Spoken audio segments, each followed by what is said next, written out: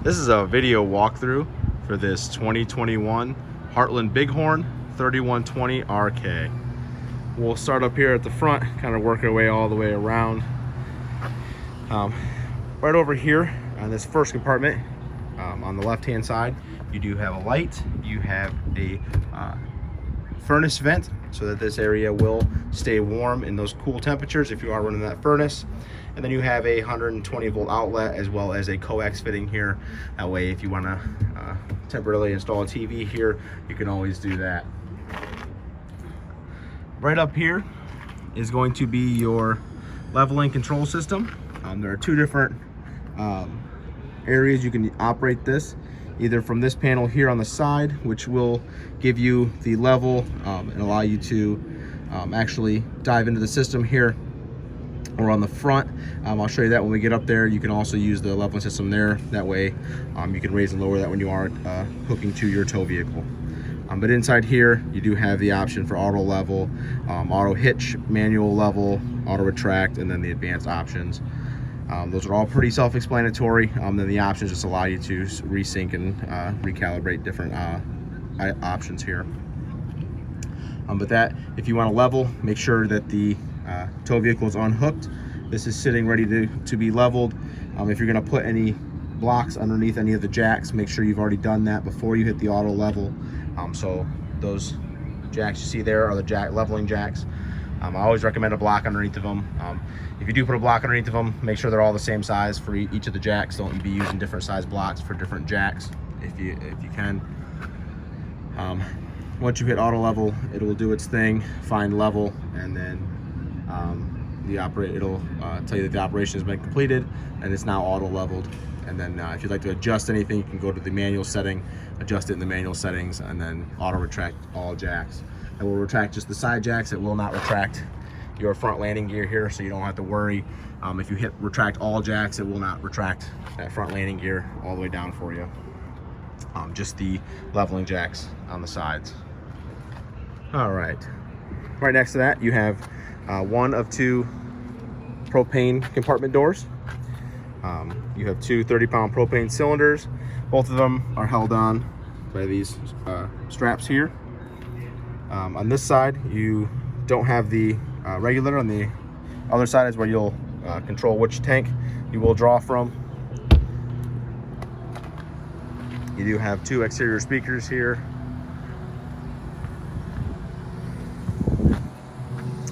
This little light switch you see right there, that is for the LED light strip lights here on the front cap. And then inside this compartment here, on the door, you do have the instructions for the touchpad for the auto level, or to adjust the landing gear here on the front, which is right over here on the driver's side of the coach, right there. So again, on that leveling system, all your instructions are going to be right here on how to operate that, turn that on and off.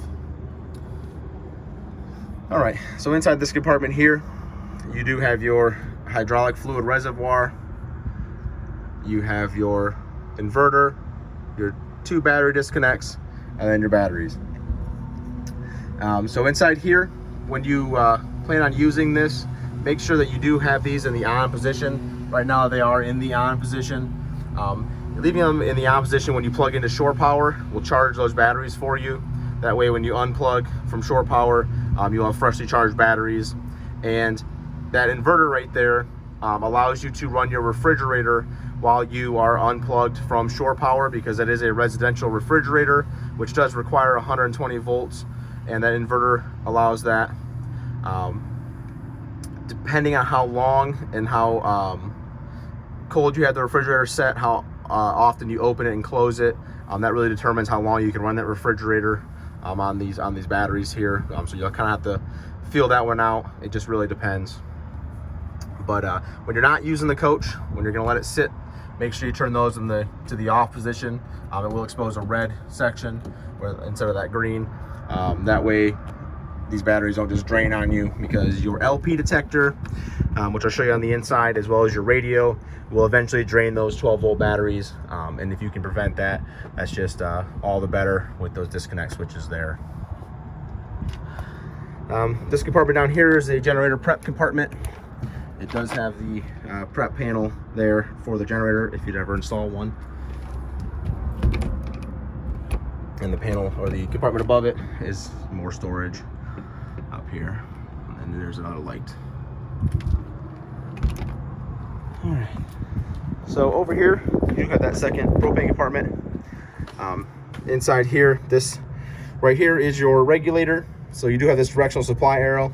This tab here indicates which tank you're going to draw from. So this one's facing this hose here, which goes to this tank. So you'll be drawing from this tank first.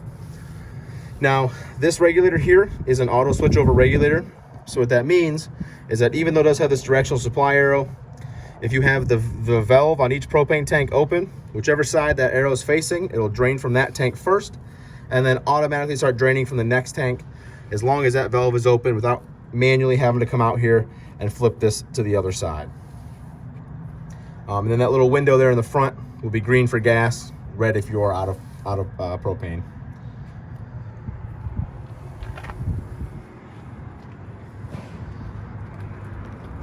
So in this compartment here, on the driver's side, this is where you're going to have your water hookup, as well as your gray tank 1 and black tank dump valves, as well as the water heater bypass, black tank flush, and then the exterior shower, and of course your water filter. All right, so we'll start down at the bottom, work our way up. So down here, this handle here is going to be for your black tank. That is the wastewater holding tank.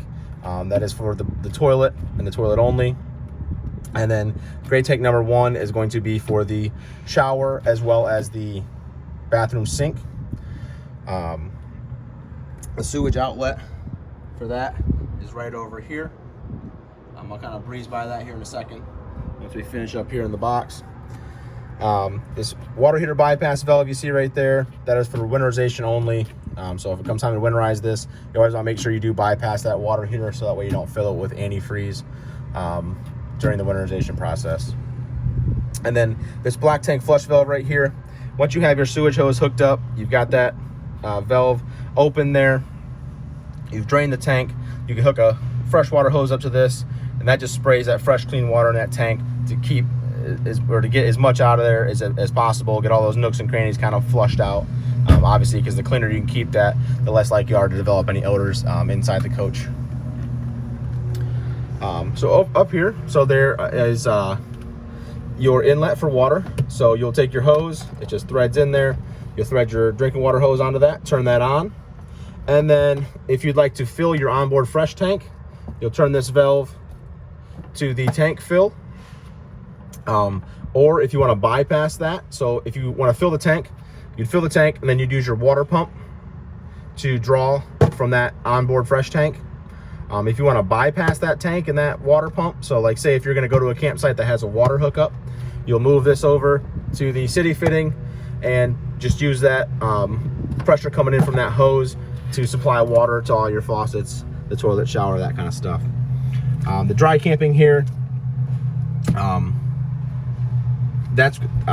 so that's what's going to be for your so when it comes time to use the onboard fresh tank, you turn your water pump on, and you want to make sure you're in this dry camping position right here. That way you will draw from it. This here is to actually just fill the tank, and then when you want to use the water from that tank, you'll make sure you come here to that dry camping, and then you can use your water pump, and that will now siphon that water out of that tank. And then last but not least, underneath this little tag here is the Winterize. So obviously when it comes time to winterize, you'll move that to the Winterize setting, and then you can safely pump antifreeze into it. Over here you have a splitter for like a part cable. If you ever go somewhere that has cable, 120 volt outlet here. These up here are for remote satellite, so if you do ever want to install like a remote satellite, if you have one of those, You'd hook that here, and then you do have the rear of the coach and the front of the coach. Inside here is your quick connect outside shower. That hose is right over there. On the end of that hose, it'll be just like an air line. This little collar just pulls back. You'll be able to put that in there, release that collar, and then turn that water on. You can use it. And then your water filter here. There's a special wrench inside. There's a blue bag on the inside that has a special wrench that fits into these grooves on the water filter here to make that easier to take on and off. And then you have these shut-offs, so that way you can shut the water off, so that way you're not making a mess when you are changing that. There is a print of instructions on how to use this, how to get those valves in the correct position. And then this little thing here threads out, so that way if you do leave water hooked up, you can always run that hose up here, and you don't have to leave it, like, run it up through the compartment here. You can actually leave that compartment door closed. That way you can get that locked, keep that secure. Right over here, you have your manufacturer tags. These tags are gonna have your VIN number, weight ratings, tire inflation information, cargo carrying capacity, all those goodies right here on these tags here. And then you have your water heater. So this is the exterior access for your water heater. This little tab just flips up, and then this door pulls out. Now it has these little pins down here that hold this in place, so make sure you pull that door off, keep a hand on that. So inside here you have your drain plug here, which is also an anode rod. So over time this will eventually deteriorate this part of the rod here. So once that looks real deteriorated, make sure you do replace that. What that's doing is that's protecting the life of the tank. It's attracting any corrosive material that might be in that water to this rod here, which will preserve the life of that tank. So just make sure you do replace that when that does start looking like it needs to be replaced. But you would put this in here, you'll tighten that down, and then as soon as you hook water to this, whether it be city water, when you hook the city water to it, it will fill this water heater first. First thing that's going to do is fill the water heater.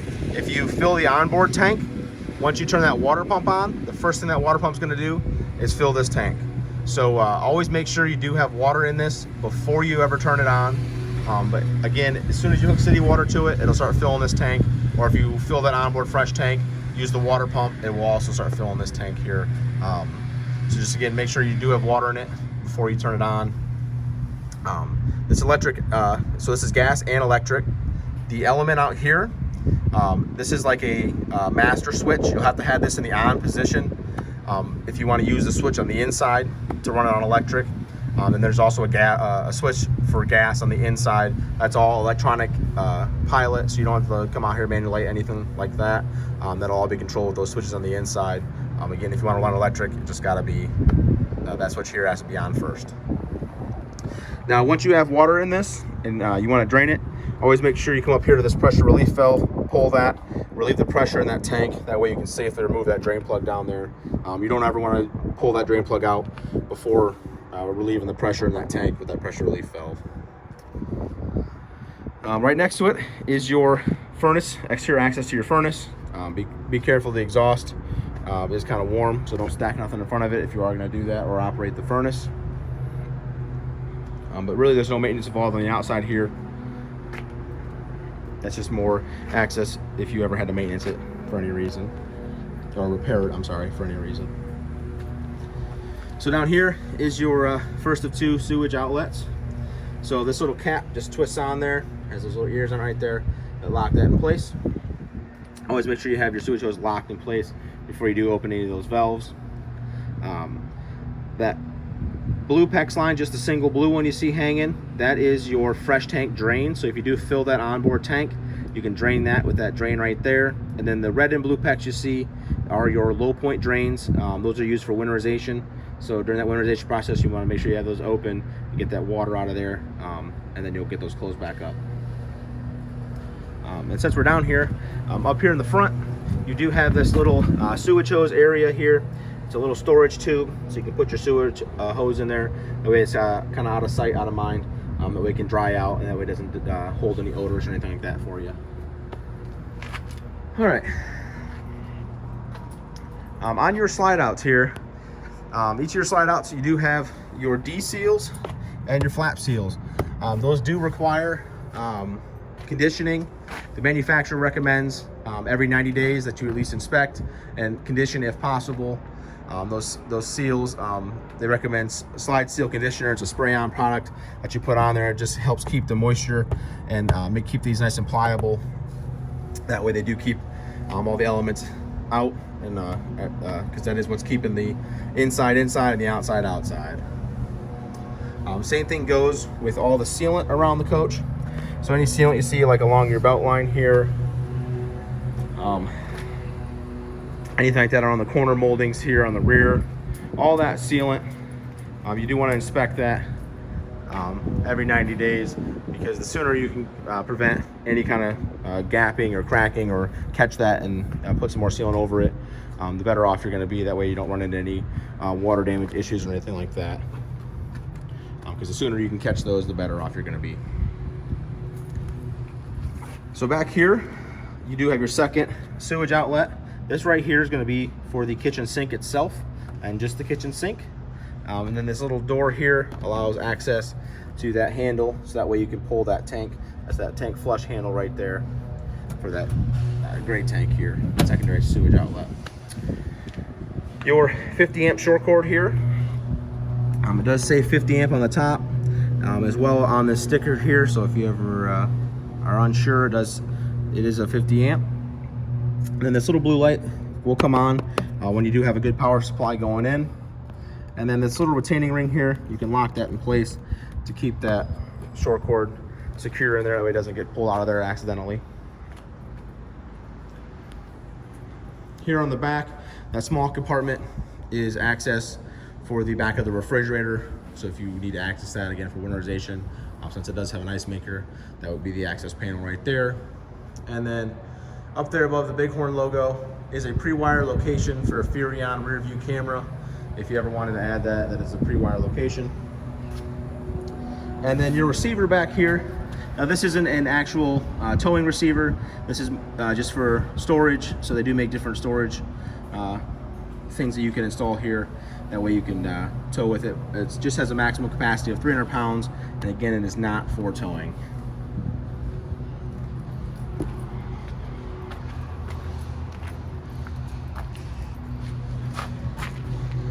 So this is your exterior kitchen area.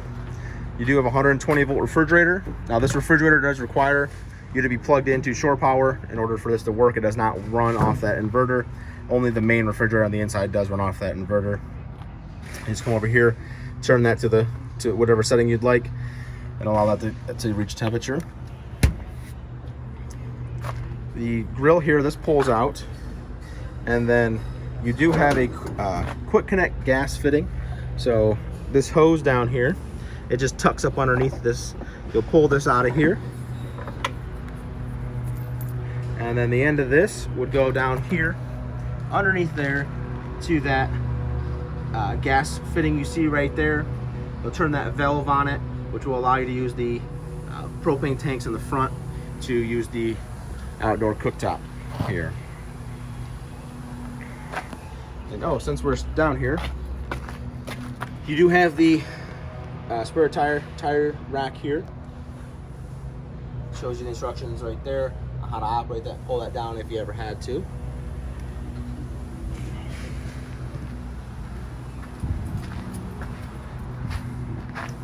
The awning, that is a power awning. The switch for that is on the inside. It's going to be kind of hard to show you that. It is a little windy today, so I'm going to leave that in. I will show you that it operates, but we'll leave that in. Keep in mind that on these electric awnings, there is no stop. So if you were to hold the button in the retract position, or I'm sorry, in the extend position, and it goes all the way out, it will reach all the way out and then roll itself back closed, just with the fabric on the others, like flip the fabric opposite. Doesn't hurt anything to do that. Just be aware that you can do that.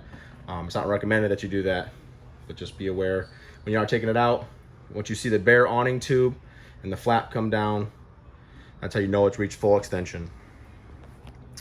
But inside here, you have all your controls for the slide outs, the different lighting on the inside, the awning, as well as the water pump, the water heater on electric or gas, and then you have your tank readers here. Just push these buttons to read the tanks, and since we are plugged in, it will show full on that battery because we are charging that battery. And then your inverter switch here, you can turn that on from up here. That way you can run your refrigerator just on your 12-volt battery when you are going down the road. That way it keeps that refrigerator nice and cool for you. So over here in the entertainment center, you do have the fireplace down here. Controls for the fireplace are in the top right-hand corner. Different temperature settings, light settings, timer. Then there is a remote. The radio here, you do have several different zones. All that's controlled by the left-hand side over there. That way you can play interior speakers, exterior speakers. You can change it for the TVs, all those goodies there. And then inside here, you do have that blue bag, the remotes for the radio, the TV, and the fireplace. And then the owner's manual. That way, if you want to really dive into that radio, you can. But just be aware, if you do use that disconnect, you will reset any of your presets back to the factory setting because you are completely disconnecting that from the power source. Over here in the kitchen area, this Insignia Cooktop here, you have all your instructions and, I'm sorry, not instructions, your burner settings here. That shows which burners are the higher output. The higher the BTU, the higher the output. And then you have your stove lighting instructions here. This is all electronic ignition.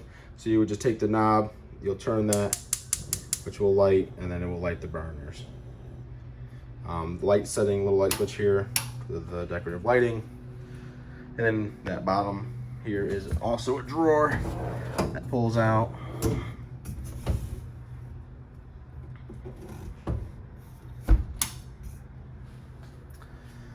Microwave here, pretty standard.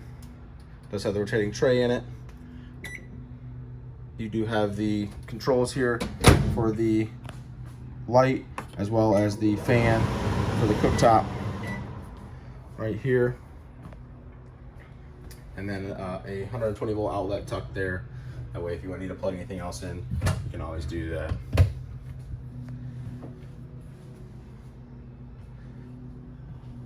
Sink area here, this does pull down out of here. It does have the two different settings. You also always make sure that you click that, make sure you hear that click to lock that back in place. And then this is labeled hot and cold. Your refrigerator, again, you can run off that inverter if you choose so.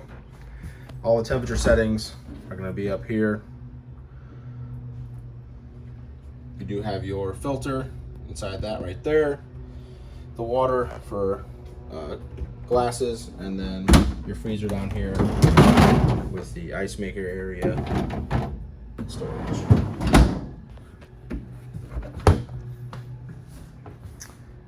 The dining table here, this does fold up. There's a little clip that you pull off on the back here, and then these little sliders slide out once this is flipped up and lock that in place. That way it gives you a little of an extended table.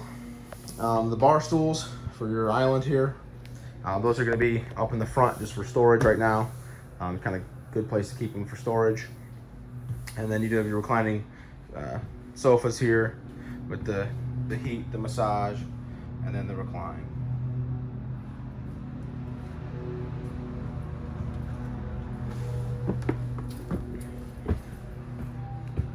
So there are two different thermostats in here, but they both function the same. They're both Domestics. So one touch will turn the screen blue, which will wake the screen up. One more allows you to select the fan speed. I always recommend leaving it in the auto position. One more switches you to the AC. And then one more is for the furnace. And then these buttons over here, or these touch sensors, are for temperature If you touch both of them at the same time, it switches it to Celsius. So just be aware of that, especially when you're doing the heat settings, because it can get rather confusing if that accidentally happens. And then you just push them right there. Once that says off there on the bottom, you'll know all the appliances are off. That way you can safely unplug, because you don't want to unplug with any of the appliances running. In the bathroom up here, you do have the different lights here, different switches for the different lighting. One in the shower, one over the vanity mirror, and then you have the different the fantastic vent here for the exhaust fan up there. The fold down bench, and then this lock right here. You always want to make sure that you hear that again, click and lock in place, because those are real glass doors. You don't want those sliding around when you're traveling. Then last but not least, we do have the front bedroom up here. 120 volt outlet there. That white panel you see there, that's access for the plumbing for the shower. Dual USB charging ports on each side of the bed here. Your other thermostat, again, that's going to function the same as that one by the bathroom there. This is pre-plumbed for a washer and dryer if you ever want to install that. It is plumbed for that already. And then inside this front closet, you do have your bar stools there, as well as the Dyson vacuum charging station. That is 120 volts, so you will have to be plugged in to shore power for that. But I think that's going to be everything. Oh, actually, no, it's not. There's a couple more things. Emergency exit windows. These function, these flip down like this. You push that, that will open that window. If you want to just use it as a regular window, it does have a tab there, so you can set it just like that. But in the event of emergency, you'd pull this red tab on the screen, pulls that whole screen out, you'd push that whole handle out, and you can safely exit through one of these emergency exit windows. In the ceiling here, you do have a smoke detector, regular 9 volt battery with that. Near the entry door, you have your fire extinguisher. And then right over here, you have your LP detector. Now, the LP detector will alert you if you have a low voltage in the 12 volt battery up front. So if you're running the refrigerator off the inverter and all of a sudden you hear a chirping, intermittent chirping, that's probably going to be coming from this box here. It's just letting you know that you do have low voltage in that 12 volt battery, and you need to either plug into shore power or start the generator, or change that battery or charge that battery somehow. But all right, I think that's going to be it. I think that's going to conclude this walkthrough on this 2021 Heartland Bighorn 3120 RK.